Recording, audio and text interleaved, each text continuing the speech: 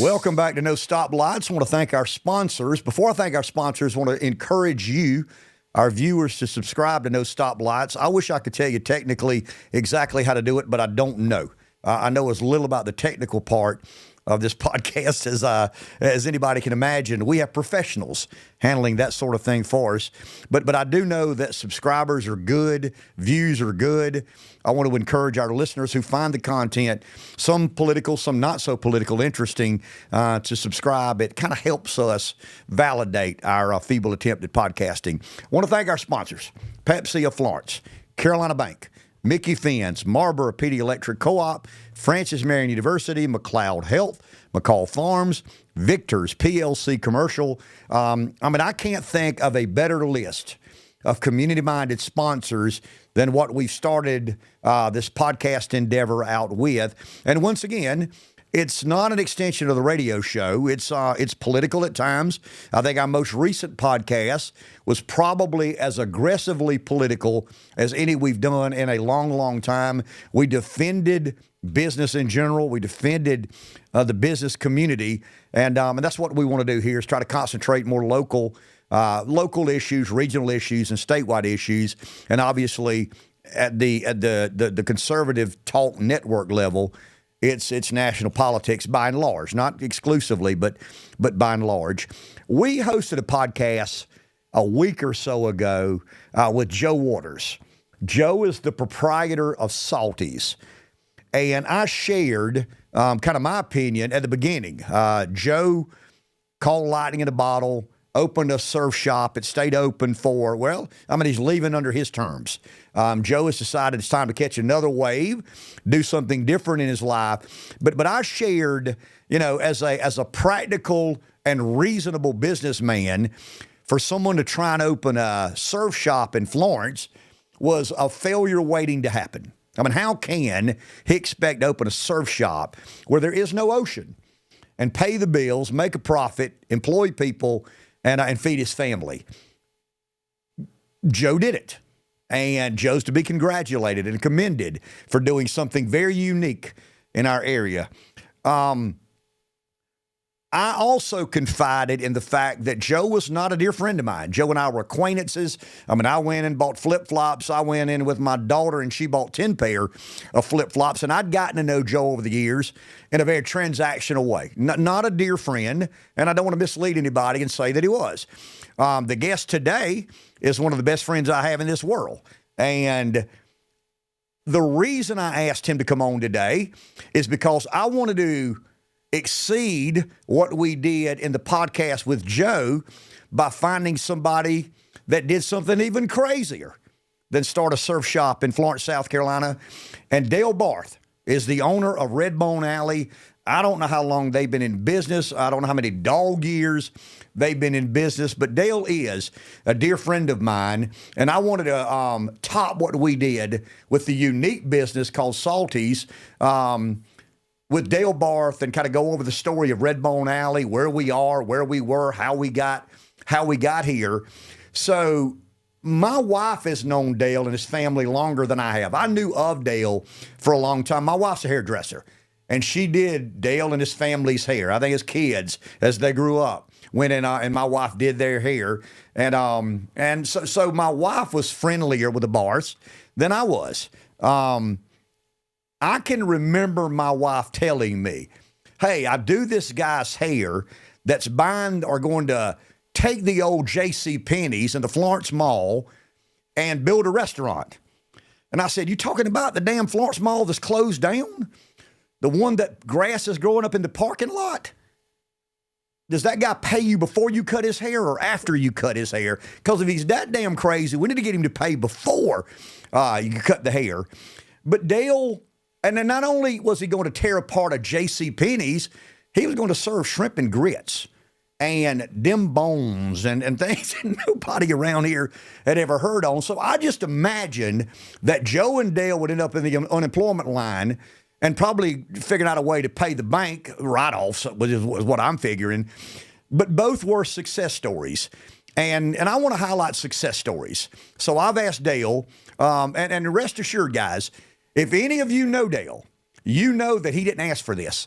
I had to badger and I had to pester and I had to stay after my dear friend and convince him that, hey, man, your story is worthy of hearing and the public need to know the history of Red Bone Alley. And I'm not overstating this, one of the iconic restaurants in the history of all of Florence.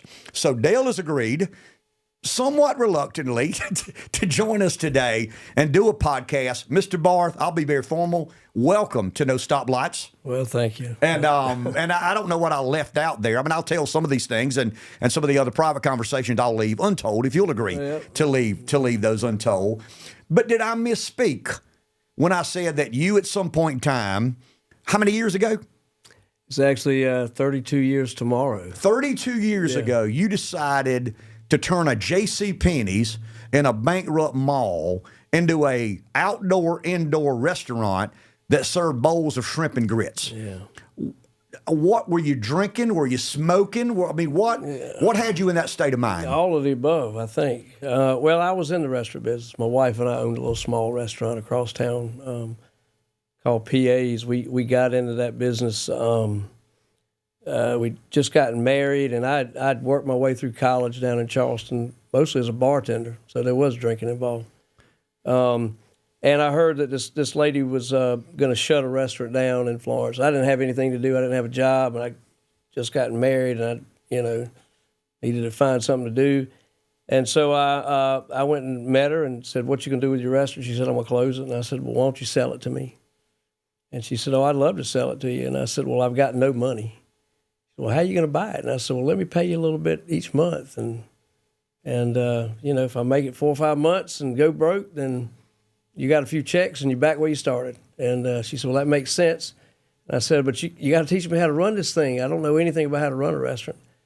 And so she agreed to stay with me about 6 or 7 weeks and taught me what she knew how to do. But, it wasn't a busy restaurant. It was a very small restaurant. And my wife was a school teacher. She taught special ed kids, and she could cook like a maniac, which was a good thing because I couldn't. And she quit her job, and we lived in a little duplex, and she baked cakes every day, and I went and ran that restaurant. And after a few years, we caught a little bit of luck, and people started coming, and I kind of got anxious. I wanted to do a little bit more, By then, to get into PAs, you'd had to call about 4 or 5 weeks ahead to get a reservation, and we had built a reputation of doing things a little bit different, but high quality. And I didn't know how to run a restaurant, especially how to cook, and I didn't know there were big companies like U.S. Foods and that kind of. And I'm from Marion. My father was an old country doctor, and people used to back then. I think to come see my dad, it was like $3 or $5 or something. But in Marion, people didn't have $3 or $5 quite often, and so they would never come empty-handed to him, and he would never turn anybody away. But they would come with tomatoes and corn. And so when we bought this little restaurant, I said, "Well, I'm not a good cook, so I better start with some really good ingredients. It'd be easier to not to screw it up." And so I went back to Marion, and I went to the tomato farmer, and I said, "Man, I remember you had the greatest tomatoes. I bought a restaurant, don't know what I'm doing. Can you sell me your tomatoes?" And so we built a little network of those farmers, and and that was, I guess, decades before the farm to table movement, which is obviously popular in restaurants now. And I mean, there wasn't a term for it. Hell, I just didn't know there was another way. I thought you had to go to the farmer to get the tomatoes, Or anyway, ran that for some years, and then I got anxious. I noticed that things were changing. It was, what would that be? The 70s, maybe, I guess. Difficult times. We had Carter as president, and interest rates were through the roof, and there were gas lines. And, when I grew up, most mothers were home, and they were, when Dad came home from work, they sat down and had dinner. She had a nice, pot roast or something. But then, things started to get really difficult financially, and I noticed that moms were working. It wasn't like it used to be where, the nuclear family had dinner together, and so I said, well, I think there's going to be a calling for a place where families could go and eat. And the restaurants back then, you either went to a place the kids like to eat and the food's pretty rotten, not good, or a place where the parents like to eat, and better quality, that kind of stuff. But there was no place where families could eat together, and kids aren't real good in restaurants. They like to run around and all that. Anyway, we developed a concept around that basic idea that families, but the food quality being, more upscale, and I had this network of farmers that helped us do that. And so why not do what reasonable people do and find you a 3,500 square foot storefront? Yeah. And build your dream. Why did you have to take, how many square feet are in Redbone? Well, it's about 15,000. So why? Originally, I understand go big or go home, and I've gotten to know you a lot. Yeah, no. But why that property? Why that location? What was so intriguing or enticing about that? Was part of the idea about Mom and Dad both being in the workplace. It was very stressful. For most people, and the boss is raising Cain with them. They're trying to juggle kids, and it's how everybody lives today. But back then, that's not how people lived. And I said, "Boy, wouldn't it be nice to have a business, a restaurant where you could give somebody a 1-hour vacation away from all the rat race and all this kind of stuff?" And I was having a particularly stressful day at the restaurant one day, and I said, God, what I wouldn't give to be back in Charleston where I went to school and drinking lukewarm beer at the Hog Penny and watching the tourists go by. It was a little sidewalk thing. And I said, hell, I'm going to build it. There's got to be somebody out there that wouldn't mind drinking beer on a sidewalk somewhere. But, we could have done it outside, but then the mosquitoes are kind of rough and it's hot in the summer. And so I started looking around town for this building, and I actually read a lot and saw in a magazine. I tore out this picture of a back alley in China somewhere where the people ate, on the street, and I taped it on the bathroom mirror, and I looked at it, every morning, every night before I went to bed, and I just dreamed it up, and I was a little bit of a Disney fan back then, and he had the ability of putting you in a space where you thought you were somewhere else, but you knew you kind of weren't. He kind of gave you this little small respite, And I just thought it was, let's just build Charleston, Savannah, New Orleans, some small outdoor place. And the building was available, and it was conducive to what and I thought if we were going to be in a back alley, it had to have some height to it. And God bless the owner of the mall. He eventually agreed to let me do it. Well, let's go there for a second. Somebody that you and I both admire, that we know or knew, he's passed away now, and respect. So you find out that Edens owns the mall, Joe Edens, yeah, the owner of the company.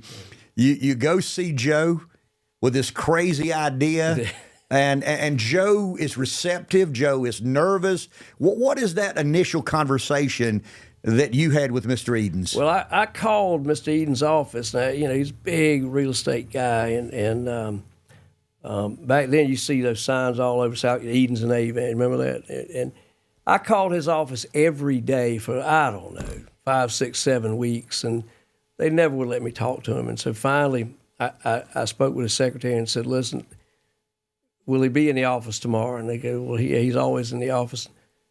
I said, I'm coming to see him. And so I did. My brother Kevin and I drove up there, and they took us into this big boardroom, and I don't know, 14th story or whatever. And I was, 29 or something.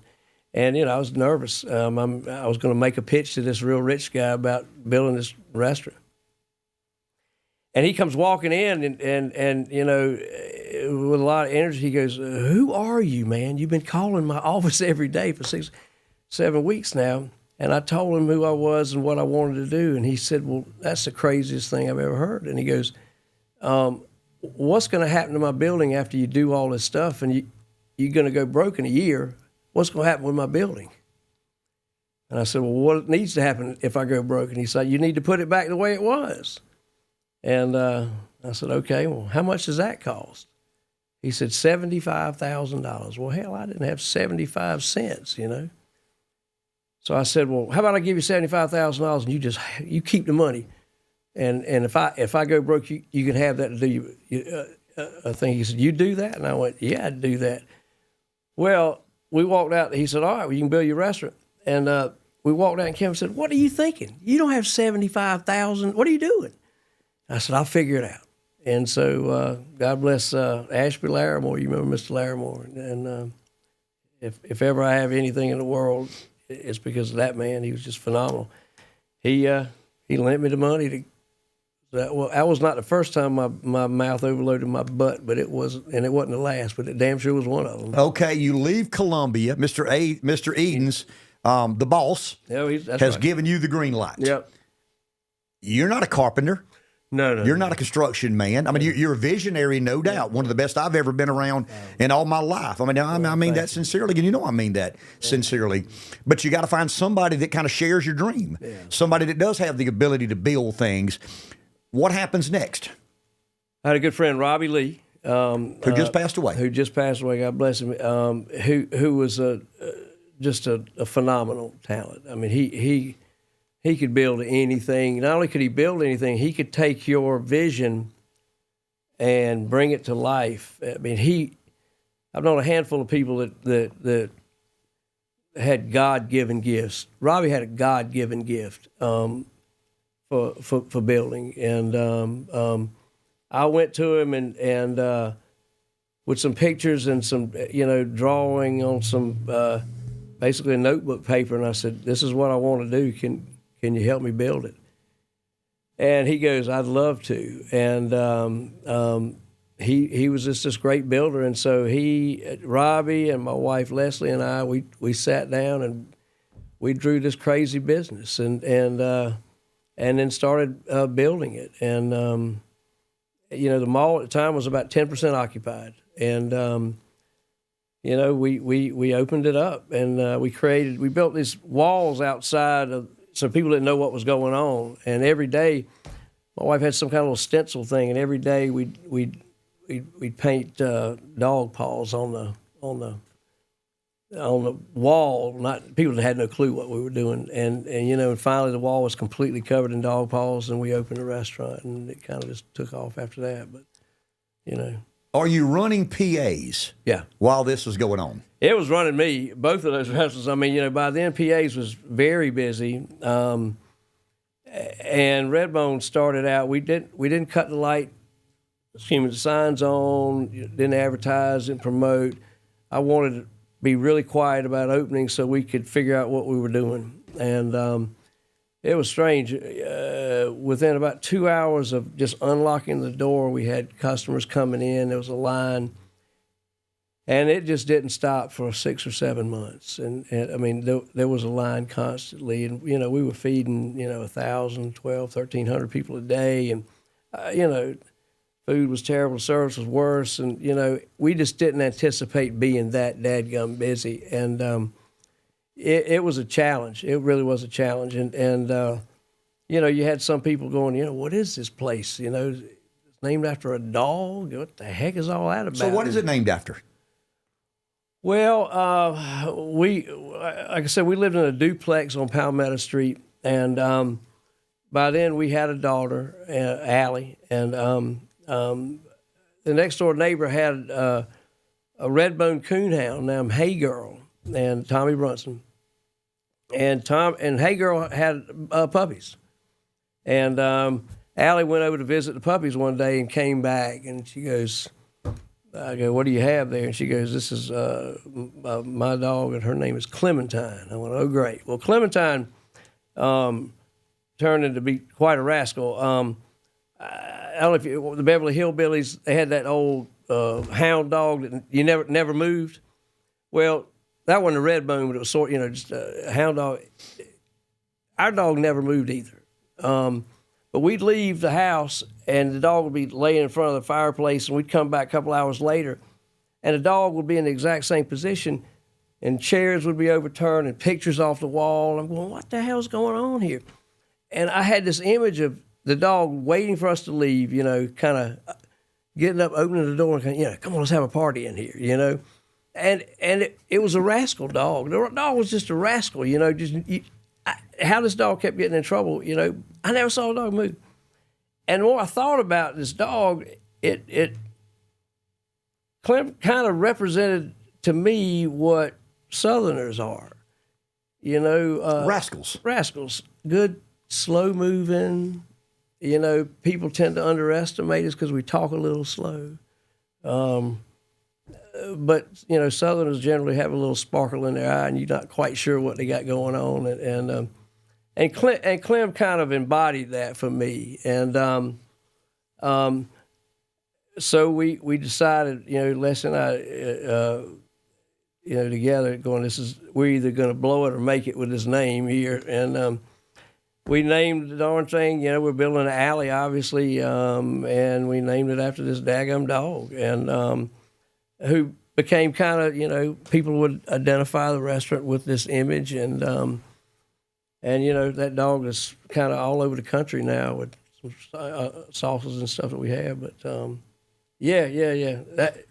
That was a few nervous days when we opened up. Not sure if that was a good call or not, but I guess it turned out to be pretty good. Well, but you've told me in a lot of our conversation that I think your exact quote to me was, if I fed you in the first 6 months and haven't apologized to you, I owe you one. Yeah. It was terrible. Something we'd never seen. I mean, feeding 1,000 people a day, that's like a damn Marine base. Yeah, it never occurred to us that kind of, I mean, we thought we might have an idea that would resonate to some degree.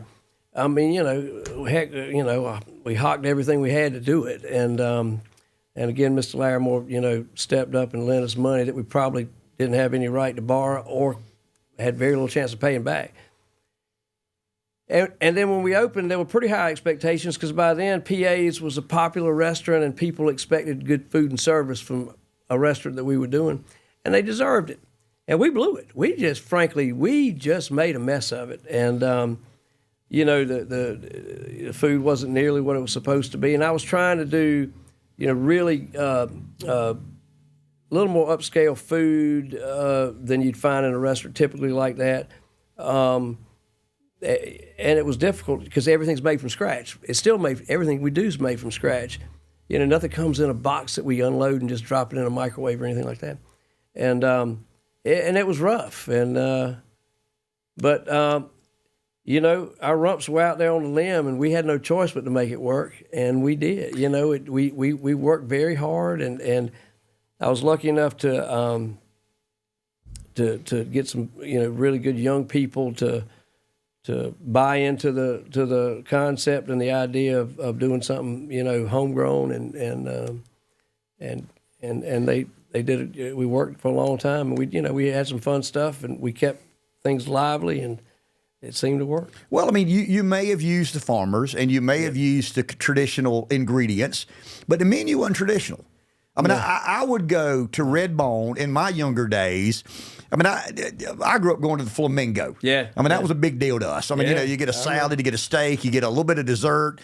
But you had things like, I mean, chicken pantalba and shrimp and grits. Yeah. And I'm thinking, I'm from Pamplico, and I'm going, what is that? I mean, where did that menu concept come from? You know, by then I had learned a good bit about food and how to prepare food, and I felt like I had, you know, some understanding about what people may like to eat. And, you know, we did a little bit of traveling around. I mean, I think, you know, Pontalba is like, I think that's a place in New Orleans, a street in New Orleans. And, you know, I don't know, by then, you know, we came up with some ideas that seemed to, I don't know, resonate. And I mean, I learned how to create different food, you know. I mean, Bermuda triangles. I mean, you know, we tried to pair the dish with, you know, these dishes with unusual names that could be remembered. And, you know, like a Bermuda Triangle, you know, that's an area of the Atlantic Ocean, that, you know, where funky things happen. And so why don't we just make these pastries and shape them like a triangle, you know? And the hell, I didn't know if it was going to work. No, but the one thing you were understanding of, and you act like you stumble on all this, I know better, but the one thing you were understanding of, Southerners like heapings. They like healthy portions. Yeah. You and I have had 100 conversations about other restaurants saying, are you getting your money's worth? Is there a value proposition? Was it important to you to know that your customers were getting more than their fair share of food? Yeah, I believe that everything we do in commerce is based off of a value proposition. Are you getting your money's worth? You know, if somebody goes out and buys a $150,000 car, to me that's nuts. But when they drive off that parking lot, they believe they've got a car worth $150,000. They believe that it's worth it, generally. I wanted to make sure that they got more quality than they expected, more quantity than they expected. The restaurant was designed to be very plain outside so that when you walk in, there's that, whoa, what's going on in here kind of feel. Everything was going to be a little bit more than you expected. And if it made the opportunity to succeed just a little bit better if you are exceeding your guests' expectations. And I was early on in our restaurant career. I recognized that I had something. I call it a screwed up DNA. Most people, I mean, humans are innately selfish. We want to be happy. You know, we want to do what makes us happy. I recognized for me to be happy, I've got to make somebody else happy first. That's what makes me happy. Serving somebody else, making them happy, giving them a plate of food that's good. You know, a little more service than they expect, a little bit bigger smile than they expect. And it just, you know, the combination of it just seemed to work. I wanted people, we weren't going to do any advertising to speak of. You know, we were going to sponsor, you know, teams, kids' team, you know, sports teams and that kind of stuff. You know, and in our plan was the charitable, you know, pretty good sized charitable endeavors. But I wanted everybody that walked out of Redbone to have a box, a to-go box with them. And what that told me was a couple of things. One was that they had plenty of food. You know, we gave them a little bit more than they expected. And then I knew they were going to go home and put that box in their fridge at home. And for the next handful of days, they're going to open that same fridge to go get whatever, or drink or whatever, and they're going to move that box around. They're going to see that box, and it would reinforce the value proposition. I got my money's worth. Heck, I've eaten 2 meals off of that. And I just felt like that was in something that was important. And I still believe that. You know, the restaurant business is a pretty neat thing. I mean, if you get a little bit more than you expect, then you're going to come back. I mean, think about what's one of the most popular restaurants in every town, a Chick-fil-A. Well, they're selling a chicken sandwich, for God's sake. It's a chicken sandwich. It's a good chicken sandwich. Does it knock your socks off? No. But they're really nice. You go to some drive-thrus, they don't care whether you're ordering, but these people are saying thank you and you know, and it's my pleasure or something like that. That's a little bit more than you expect, right? And there's a long line every day because of it. And there are a handful of restaurants in town, I mean, that have done it. Jumpin' Jays is one that I've always, you know, they give great quality for what they're doing. And I just believe in that whole thing. Let's go down this road, if you don't mind, and talk about this as much or as little as you'd like, but I think it's important. I was told, I mean, my dad toyed around with restaurants. I mean, we made some money in truck beds, thank God, that we could afford to run a restaurant until my dad said, we're losing too much money. I mean, we got to find something else to do. I've always understood, and you and I've had this conversation, in my truck body world, when we close the doors at 5 o'clock on Friday, I mean, I'm not saying you forgot all about it, but restaurants are different. You're working when people are having fun. When they're off work is when you are working. Describe that grind, Dale. I mean, I've heard that if you own a restaurant, you don't have 2 spouses. You don't have 1, you got 2. And I mean, kind of walk me through as much of that as you'd like. Yeah, when we got into it, I didn't. It's a lifestyle. You know, the restaurant, I say a lot of restaurant people are like carnies, you know, so it's a lifestyle. People who are lucky enough to be successful, most of them that I know, have figured out or stumbled upon a partner that is really, really supportive. I've got that. Leslie and my wife and I started dating when we were 14 years old, and she developed a little bit more at 14 than most girls did. And caught my attention, if you know what I mean. And that's a serious man. You damn right. Yeah. And we've been together ever since, and she's put up with a lot and has understood that there's a lot of work involved in running a restaurant. People don't necessarily have to do it like I did it, but or am doing it. But it's pretty all-consuming. I mean, you're working a lot of hours and a lot of days, but it's wonderfully fulfilling. I mean, as a truck body manufacturer, Ken, I'll ask you a question. Did you ever make anybody happy? I mean, not many. Well, I get to do that every day. We get to do that every day. You know, that's not a bad way to spend your life, making other people happy. You know, so it can certainly be rewarding financially. We've been unbelievably lucky and blessed from a business side, but the bigger side for me is the fact that you feel like you really are. I mean, like I said, life is stressful, and you know, kids running around and bosses, you know, yakking at you, and for 1 hour a day, you get to come to our place, and we get to make you happy, and I take it real. I just take it serious. Always have, and I guess I will until they put me in the old folks home. I know you well enough to ask this question. Yep. Oh boy.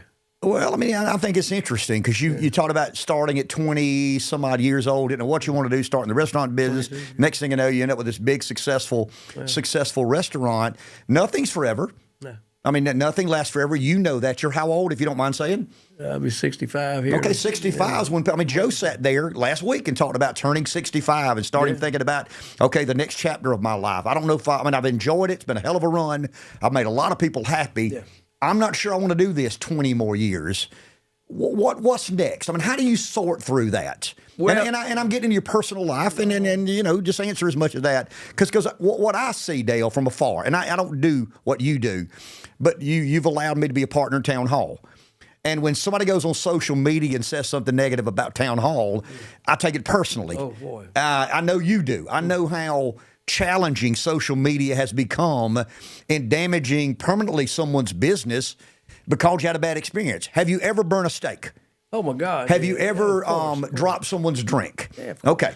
Welcome to the human species. Yeah. Nobody intentionally does that. But I guess what I'm asking is, I'm not calling you an old soul in a new world, but I know you to be an old soul. Yeah. I know you to be serious about service and quality and taking care of customers.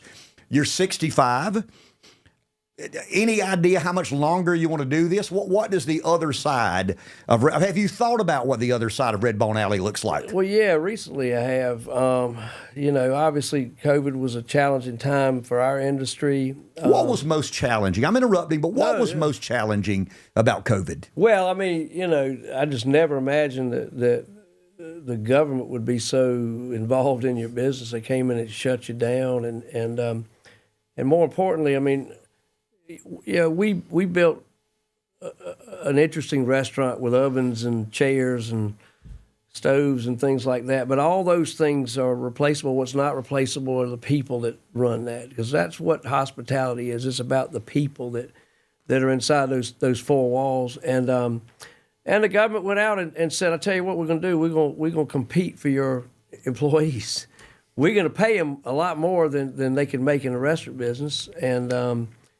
And guess what? They don't have to work. They can sit on their ass and not do anything. And that pissed you off? Well, of course it did. And humans are humans. And I get it. Somebody says, "Hey, man, I'm going to pay you a bunch of money to sit on your duff, and you know, you can fish or chase your wife around the apartment or whatever. You're going to do those things." And it just got to be, well, you know, in a business where you have people that you rely on. The service industry took a beating because of that. You know, I mean, we get into a political conversation, but the government screwed up in a major way, in my opinion. And a lot of restaurants haven't recovered from that. You know, we don't feed as many people as we did. We're still very, very busy, but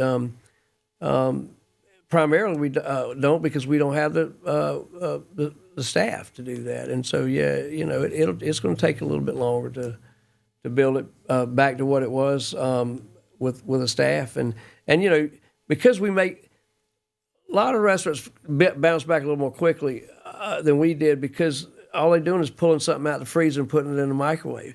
Our stuff's made from scratch. I mean, we buy. I got my own honeybee hives to make honey mustard out of.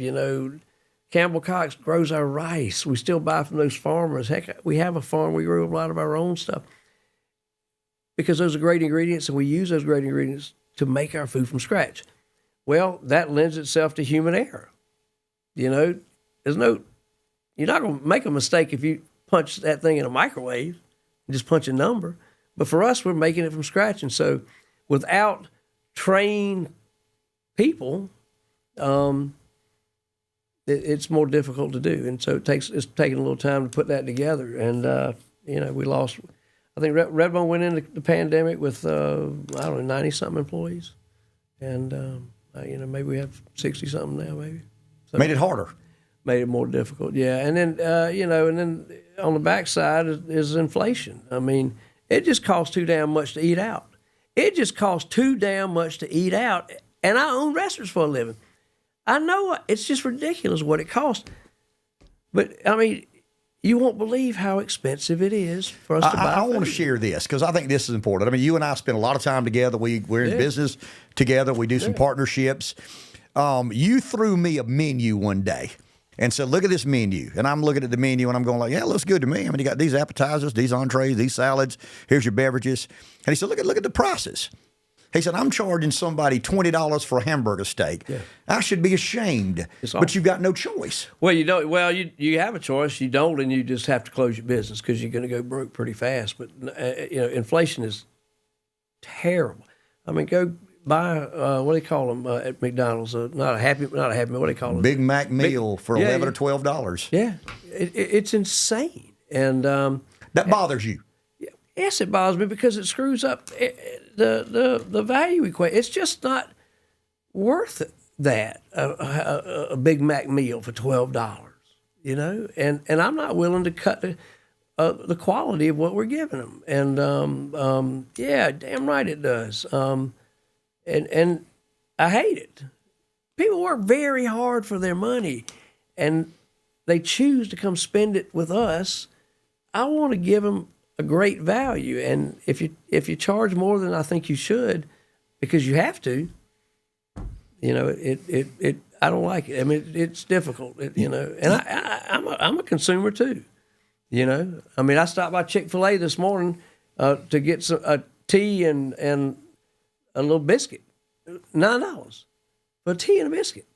It's ridiculous. Let's but go. I have very little control. Well, I mean, I get that. I mean, you've explained that to me and showed me some of the invoices, and I'm like, wow, okay. And we can talk collusion, a big fan. Anyway, we'll let that be. We won't be political until the next podcast. So you can't run Redbone forever. Yeah. What? I mean, it's your baby. I mean, it's not Griffin, it's not Allie, it's not Leslie, but it is a member of your family. It's important to you. It's important to this community. I mean this sincerely. We throw around icon a lot. We throw around, I mean, I've told Dale this personally, and I'll probably get emotional when I say it. My family had some pretty hard days. Yeah. And I've told you that the only thing that we could count on was everybody getting together on Sunday at Redbone. We'd done it for 25 or 30 years. We were fighting some demons. We were having some hard times. That meant a lot to you. I knew it meant a lot. There's a million other people like me out there that are not thinking about what Redbone is like after Dale Barth, but you've got to be thinking about it. Well, yeah. I mean, yeah, we've got families that have celebrated every birthday for 30 years. We've got kids working for us now whose parents worked their way through college at Red Moon. That means a lot to me.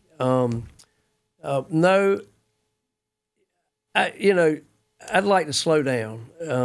I'd like to slow down. My wife's been unbelievably patient with me, and we are involved in a couple other businesses, and those businesses, I don't feel like I need to be there, 24 hours a day, 7 days a week. And so I would like to slow down. And honestly, what I'd really like to do is find some young folks, one or two people that have some of the traits that will take to be successful in a restaurant like that. If they what are those traits? Oh, primarily a servant's heart. They want they screwed up DNA. Want to make other people happy.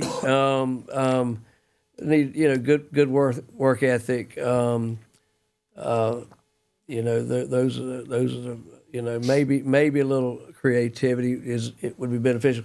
Knowing a little bit something about food is a good thing too.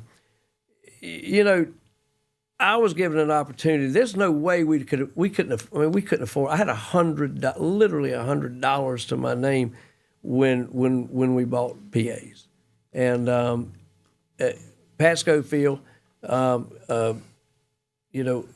agreed to let me buy it with no money and finance it for me, and she didn't know us, and because she gave us this opportunity, we were lucky enough to make it work. And, we worked hard and it seemed to work. And for, last 2 or 3 years, obviously I knew I was, going to get this age at some point. I thought I would. And the best thing for me and my family and for the restaurant, because the restaurant can and should continue for another 20 years. There's no reason why, because families they're coming in, new and new families are coming in our community every day. Give somebody the same opportunity that was given to me. If I could find, a couple of young guys, girls, whatever, and say, come here, let me show you how we've done it. Let me stay with you for a little bit, and then, here's you got more energy than I have, and more, and some fresh ideas, and give them a similar opportunity that I was given. It's a little, pay forward or pay back, or however you say it and look at it.